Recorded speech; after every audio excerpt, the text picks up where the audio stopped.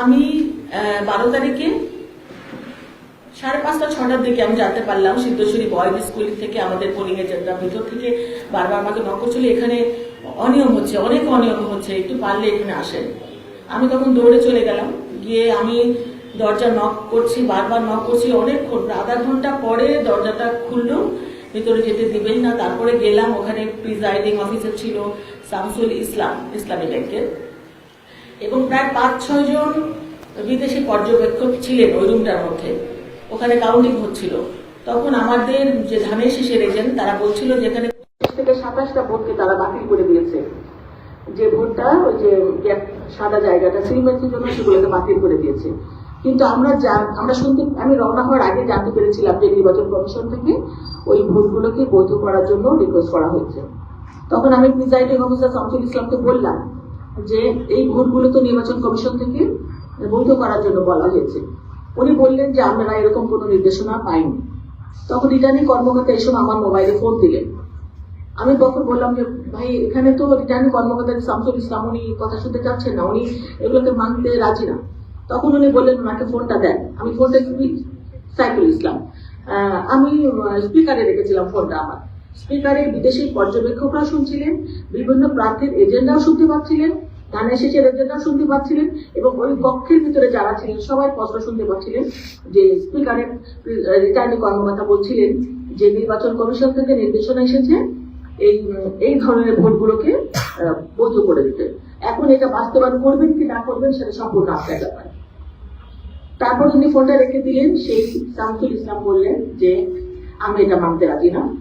আমি বললাম আপনি কেন মানবেন না? বললো আমি নির্বাচন, আমার সাথে সরাসরি কথা হয়নি, আমি কারো আমার উপরে যে কর্মকর্তা আছেন ম্যাজিস্ট্রেট, তিনি আসুন, তারপর আমরা ডিসিশন নেবো। আমি বললাম সেই ম্যাজিস্ট্রেটকে কল করেন।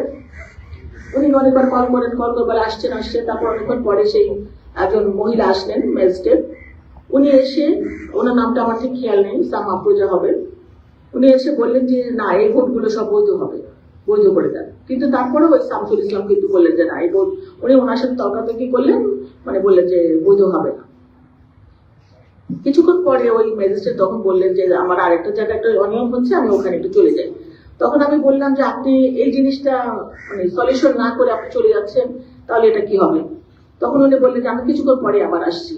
তখন উনি চলে গেলেন, আর আসলেন। তখন আমি প্রিজাইডিং অফিসারকে বললাম যে আপনি এখন কি ডিসিশন নেবেন? উনি বললেন যে না, আমি একদম সিএসি বা সচিবের সাথে কথা না বলে আমি কোনো কাজ করবো না। মানে উনি কারো কথা শুনতে রাজি না। তো ওখানে আমি তো প্রায় আধা ঘন্টার উপরে ছিলাম হয়তো। তখন আমাদের ছেলেপেলেরা যারা পোলিং এজেন্ট ছিল তারা বলছিল যে এখানে অনেক ভোটের ব্যবধানে আমরা এগিয়ে আছি, আর এই ভোটগুলো দিবে কি দেবে। মানে আমার সাথে তর্কাতর্কি হচ্ছিল যে আমি বলছিলাম যে আপনি যেটা লিগাল সেটা করেন, যেটা আপনাদের নির্দেশনা সেটা আপনারা মানে উনি মানবে না। তখন মানবে না, আমি চলে এসেছি।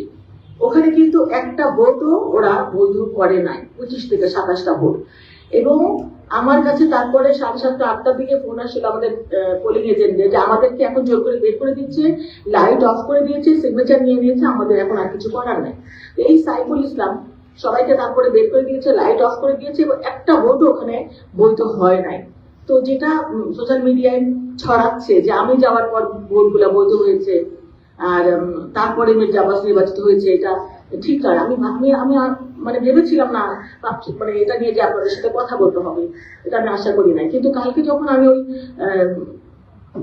চ্যানেল আই এর নিউজটা আমি মানে সংবাদপত্রে ওনার কথা বলতে যখন শুনলাম, ওনার নাম হলো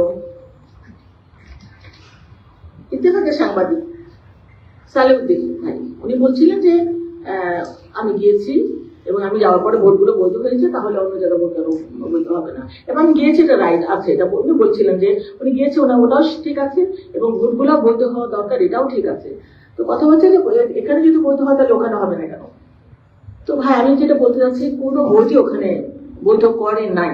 আর এইরকম প্রত্যেকটা কেন্দ্রে আমি তারপর বের হওয়ার পরে শুনছিলাম ideal school, Kamalapur girls school, অনেক স্কুল, আমাদের প্রত্যেকটা কেন্দ্রে 70টা, 75টা, 40টা, 50টা করে ভোট এরকম করে বাতিল করে দিয়েছে। এই ভোটগুলোকে যদি বৈধ করা হতো তাহলে কিন্তু অনেক কয়েক হাজার ভোট আরো বেড়ে যেত চাকরিতে।